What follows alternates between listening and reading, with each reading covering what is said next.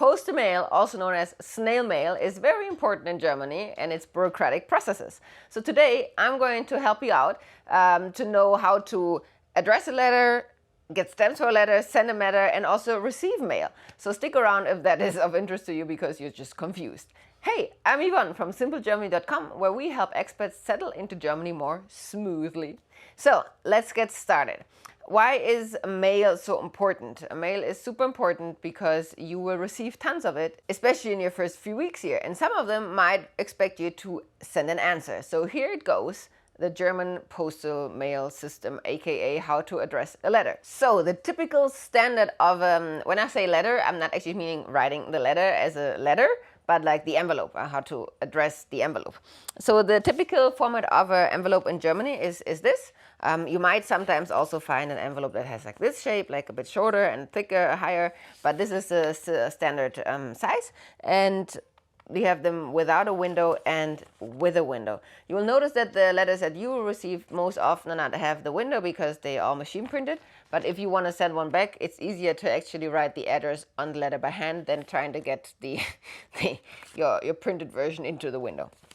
So we are going to talk about this kind of envelope today. And before we talk about how to write the name or the address on the envelope, we're going to talk about how to actually format the address, because there are differences in the world. For example, the German address is very different than the addresses in North America. So we are going to have different types of addresses, and we're going to start with a typical single household person. So we stick to the name Max Mustermann today, which is like the template man. So it goes like that. The first name and the last name, Max Mustermann, then the street and the house number. Very important, the house number comes at the end, not in front of the street name. And then followed by the postal code and the city name. That is a standard German address. And it's written all together. There are no spaces in between or anything capitalized or nonsense. It's just normal. We're going to do that on the letter later.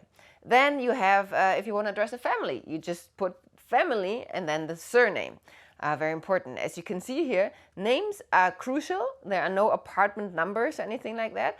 So you also need to make sure when you move in somewhere that your last name is on the letterbox. Otherwise, mail to you won't be delivered. There are no numbers other than the house number, but a house can have multiple parties. So in case you're writing a letter to someone within Germany where the last name is not on the letterbox, then you need to write a cared over address or cared for address. And in that moment, you will write the name of the person who's on the letterbox first. So if Max Mustermann is your recipient, but he lives with Stefanie Schulte, you need to put Stefanie Schulte, then the cared over, CO, Max Mustermann, street name, house number, postal code, city. Otherwise, Max Mustermann will not receive that letter. I hope that is clear until now. If you are sending a letter or package, for that matter, to your family at home or to friends internationally, then same format, except that, of course, the address format should be the one from your home country, because eventually, the only thing important for the German mail system is the country, which you put at the bottom underneath the city and the postal code. And that should be in capital letters and in English or the German language. Not in French, not in Spanish or any other language. It needs to be in English or German. And anything above that, the German mail system doesn't deal with, but your home country's mail system, and should be in this in the format of your home countries. So as a next step, now that we got our formats clear of the addresses, we need to actually put it on an envelope.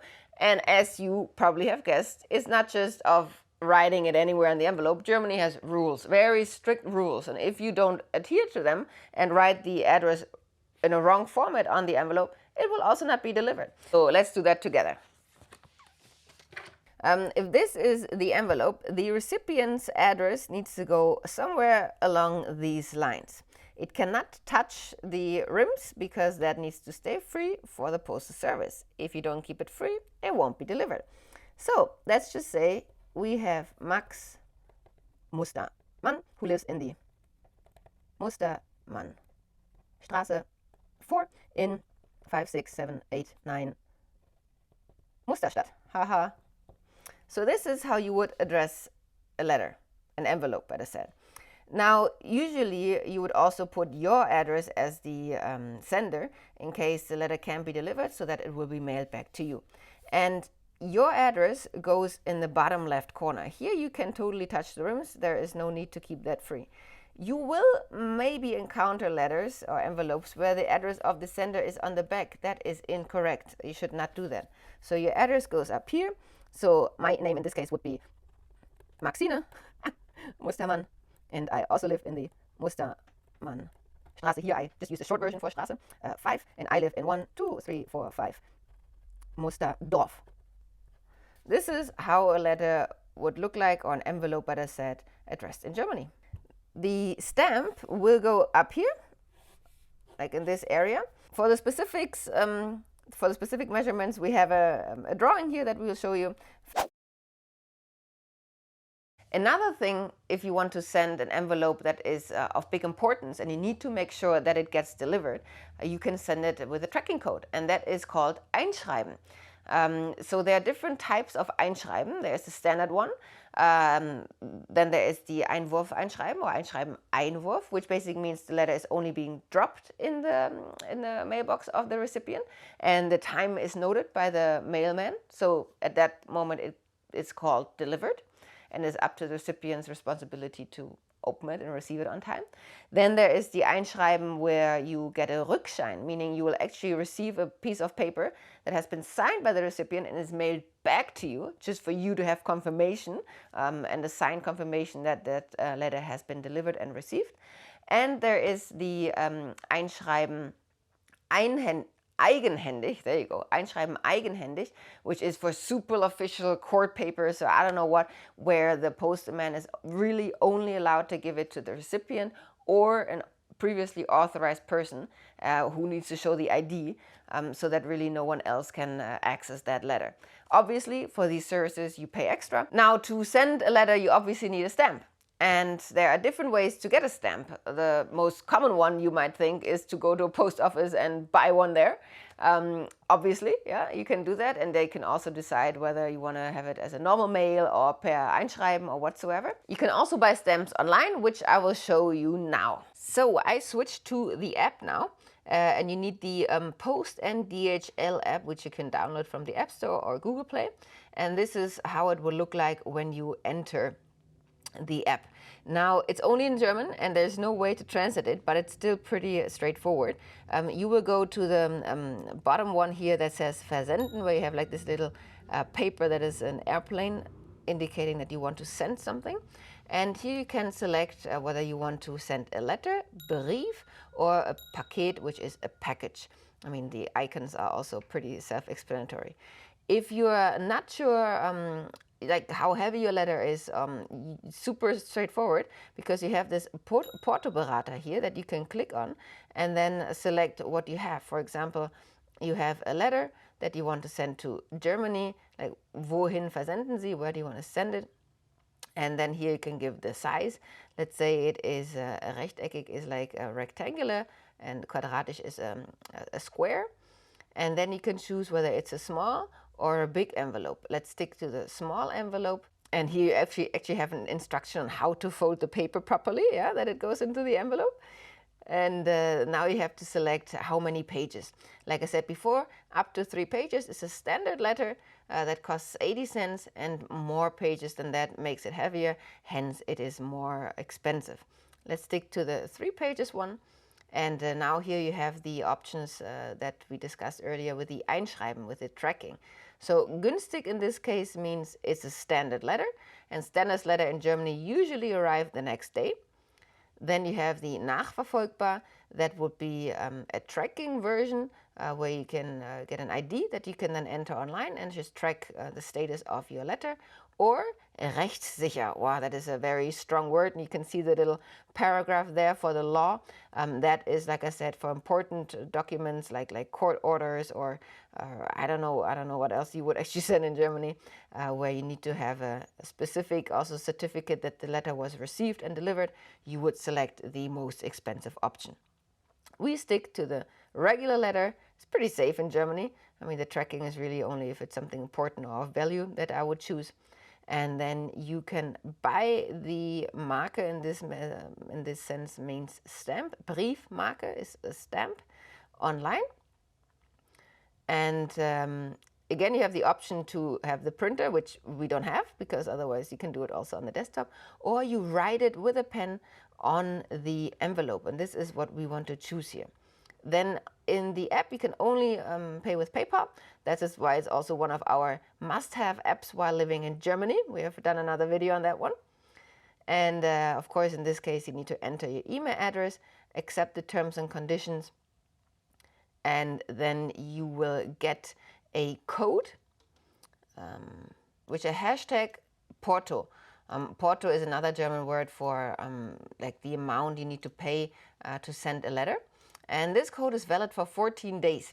And it comes with an 8-digit string, as it said here, in that order. And you will have to write it like this on your envelope to mail the letter. And then you can just put it in a letterbox, and that's it. Yeah, so super simple, super unbureaucratic, and it cuts all the lines, so you don't have to send a line at the postal office. This is how you would put it on a letter. So I find this is actually quite new. I've only discovered it right now when doing the research. I don't really mail that many letters, and I find it super convenient. So this is my new favorite way of sending letters. I hope yours too. All right, so here we are with our envelope that has been addressed properly, and I've actually used a super cool new feature that the Deutsche Post offers, where we can actually stamp, here you go, where we can stamp our envelope printerless. So I find that super convenient. That's how I'm going to do it always from now on. The number is obviously an example here. Other than that, you can also put a stamp if you have one handy. And then you find letterboxes like these all over your cities. Sometimes they are also tall, like standing ones. Anyways, they're yellow and have the Deutsche Post sign on them. And for me now, living in Düsseldorf, I have the option to drop local mail right here, if it's within Düsseldorf, or any other town or international goes into this box. So that really helps them sort it. I can also see, if you come closer, the times of when this letterbox is being emptied. So you know whether it's going to be on the same day or the next day. And that is pretty much it. After we have addressed the envelope, sent the envelope, now you probably also are interested in how you can receive letters. Like I said before, your name needs to be on the mailbox. So if your name cannot be on a letterbox, you need to make sure that even also the authorities in Germany have the correct name on the letterbox and the cared over address for you to receive that mail. It's super important that you can receive it, because otherwise it's your responsibility that you cannot adhere to German bureaucratic processes. Now, what about packages? Because usually a letterbox in Germany, in German houses, are just kind of small and only letters fit into it. And you might order something on Amazon, or your family is surprising you with a package or whatsoever. The mailman or the DHL postman will come and ring your bell. And if you're not home or your neighbors are not receiving the package for you, they will usually leave, we don't have one here right now, but a yellow little sheet of paper that says that you have missed a package, and it will indicate in which location, meaning which postal office or kiosk with postal services your package was delivered to. And it will also say, very important, you should read that carefully, when you will be able to pick it up. Because let's say you went outside and had a coffee with a friend, you were just gone for an hour, the package man was there, and then you run to the post office to pick it up. Nah, won't work that way. You will most likely only be able to pick it up the next day, the following work day after 3 p.m. Because obviously the postman will keep on delivering, and only at the end of the day will bring it to the post office. They will have to sort it and are only ready for you after 3 p.m. the next day. So another way they can deliver the package for you is to not drop it to the post office or a kiosk with postal service, but to a Packstation. That is basically a locker box, many locker boxes together that you can find in front of supermarkets or other public places. And you will get a code on this little yellow paper, which you can scan, and then the locker box will pop open and you can pick up your package. Same thing is, you can actually rent a locker box if you get mail delivered very often. Those are like more complicated steps, but it's all possible. So that's basically how you receive mail. So I hope you now have a better understanding of how the mail system in Germany works, and more importantly, how you can send a letter and receive a letter, which is more or less the most important thing. If you find this helpful, give it a thumbs up. If you're interested in more explanations on how life in Germany works, hit that subscribe button and that notification bell as we release new content every Monday. Thanks for watching. Tschüss!